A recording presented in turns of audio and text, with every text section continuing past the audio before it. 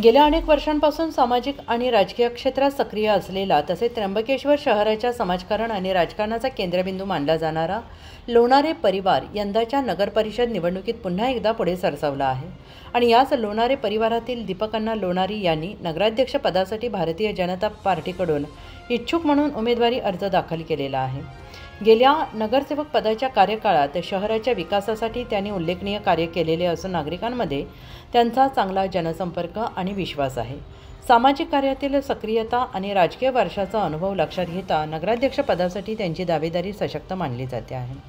स्थानिक पातळीवर या दावेदारीमुळे निवडणुकीला नवी रंगत आलेली असून पुढील काही दिवसात पक्षाच्या उमेदवारीवर याचे सगळ्यांचे लक्ष केंद्रित होणार आहे। लोणारी या ठिकाणी भारतीय जनता पार्टीतर्फे नगराध्यक्ष पदासाठी इच्छुक उमेदवार म्हणून आज नामनिर्देशन केलेलं आहे।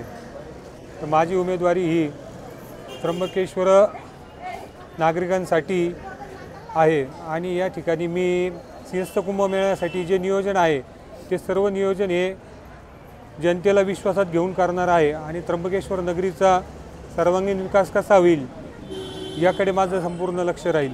कसा पाठिंबा आहे नागरिकांचा? तुम्ही एकंदरीत संपूर्ण त्र्यंबकेश्वर नगरामध्ये फिरतात, तर त्र्यंबकेश्वर नगरवासियांचा मला खूप चांगला प्रतिसाद आहे। कारण या ठिकाणी माझे आजोबा होते, जवळपास 30 वर्ष वडील होते आणि आता मी एक पंचवार्षिक नगरसेवक होतो। तर माझ्या प्रभागामध्ये लोकसुद्धा माझ्याबरोबर आहे आणि गावसुद्धा माझ्याबरोबर आहे। भारतीय जनता पार्टीकडे अनेक इच्छुक उमेदवार आहेत, तुम्हाला नक्कीच उमेदवारी देईल का भारतीय जनता? जर मी जर योग्य उमेदवार असेल आणि माझं काम योग्य असेल, माझं चरित्र योग्य असेल तर मला नक्कीच उमेदवारी भेटेल अशी अपेक्षा करतो मी पक्षातून। मतदारांना काय आव्हान करायचं? मतदारांना एवढंच आवाहन करतो का सर्वांनी जास्तीत जास्त मतदान हे करावे आणि योग्य उमेदवारला करावे। उत्तर महाराष्ट्र न्यूज नेटवर्कसाठी रामदासी, त्र्यंबकेश्वर।